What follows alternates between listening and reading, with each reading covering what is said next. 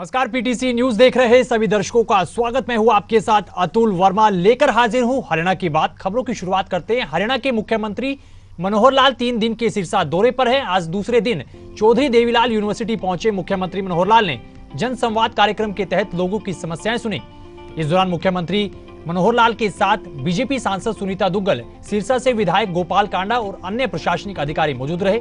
वहीं जनसंवाद कार्यक्रम में सीएम मनोहर लाल ने करीब 200 लोगों की शिकायतें सुनी और समस्याओं के जल्द समाधान के लिए संबंधित विभाग के अधिकारियों को निर्देश दिए। मित्रों, आज जन सुनवाई का जो कार्यक्रम सिरसा में आयोजन किया गया इसका, और बड़ी संख्या में एप्लीकेशंस पहले से ही हमने मंगवा ली थी, जिनका स्क्रूटनी की गई, और उसमें से काफ़ी जो काम हैं वो पहले से ही जो ग्रीवेंस करने वाले ऐसे लोग थे, सुनवाई वाले, उनको बता दिया गया था कि ये सारे काम आपके हो गए हैं।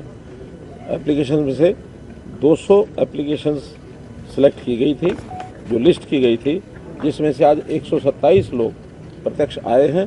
बाकी लोगों का ऐसा मान करके चलते हैं कि उनकी ग्रीवेंस को पहले ही एड्रेस कर दिया गया, इस कारण से वो नहीं आए। और बाद में जो ऑन द स्पॉट बाद में जो लगाए हैं, जिनकी लिस्टिंग पहले नहीं की गई थी, ऐसे भी 102 लोग इस प्रकार के भी आए हैं। इनमें भी सब लोगों की जो सुनवाई है वो की गई है। ऐसे कुल मिलाकर 300 में से और 227 लोगों की आज जो है सुनवाई हुई, और उन सब का जो विभाग के अनुसार जानकारियां थी सबको दे दी गई। वहीं जनसंवाद कार्यक्रम के दौरान मुख्यमंत्री मनोहर लाल एक्शन मोड में नजर आए। गांव खारिया के किसान की गिरदावरी लटकाने के लिए आई शिकायत पर तुरंत संज्ञान लेते हुए मुख्यमंत्री मनोहर लाल ने रानिया में तैनात पटवारी महेंद्र को सस्पेंड करने के आदेश जारी कर दिए। इस पर मुख्यमंत्री मनोहर लाल ने कहा कि सीएम विंडो पर उन्हें पटवारी के खिलाफ लापरवाही की शिकायत मिली थी, जिस पर आज संज्ञान लेते हुए कार्रवाई की गई है। इसके साथ ही जिला वन अधिकारी के कार्यक्रम में देरी से पहुंचने पर नाराज मुख्यमंत्री मनोहर लाल ने उन्हें भी 1 महीने की छुट्टी पर भेज दिया।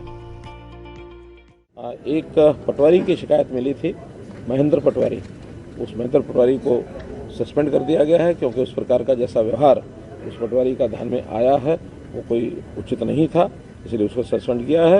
एक डीएफओ हैं रघुवीर सिंह, कटाई के, फॉरेस्ट की कटाई के पेड़, उन्होंने भी जिस लापरवाही से यहाँ विषय को गंभीरता से न लेते हुए लापरवाही दिखाई, उनको भी 1 महीने की कंपलसरी लीव इसके ऊपर भेज दिया गया, ताकि ये भी एक सबक ऐसे व्यक्ति को मिलना चाहिए। वहीं कार्यक्रम में सीएम मनोहर लाल के समक्ष बुढ़ापा पेंशन का मुद्दा भी उठा। जनसंवाद कार्यक्रम में पहुंची एक बुजुर्ग महिला ने पेंशन बनवाने को लेकर मुख्यमंत्री के सामने गुहार लगाई। बुजुर्ग महिला ने कहा कि उनके परिवार की 9 एकड़ जमीन होने के चलते उसकी बुढ़ापा पेंशन काट दी गई है। बुजुर्ग महिला ने अपने बेटे पर गुजारा करने के लिए पैसे न देने का आरोप लगाया। इस पूरे मामले पर मुख्यमंत्री मनोहर लाल ने प्रतिक्रिया दी है, चलिए सुनिए।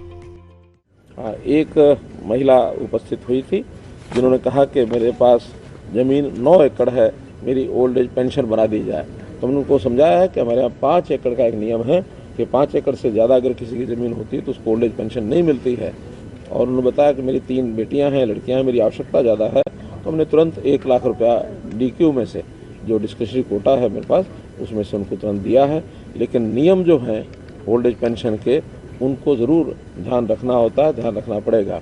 इसी प्रकार का एक केस और आया है कि पति की 27 एकड़ ज़मीन थी और उन्होंने मरने से पहले अपने बेटों को वसीयत कर दी, पत्नी के नाम कुछ नहीं दिया, जो कि नियम अनुसार उचित भी नहीं है, क्योंकि पत्नी का जो उसका जो भत्ता है, गुजारा भत्ता, वो भी परिवार को पति जब तक है ठीक है, नहीं तो बेटों को भी देखना होता है, और उसका तो ज़मीन में हक भी बनता है।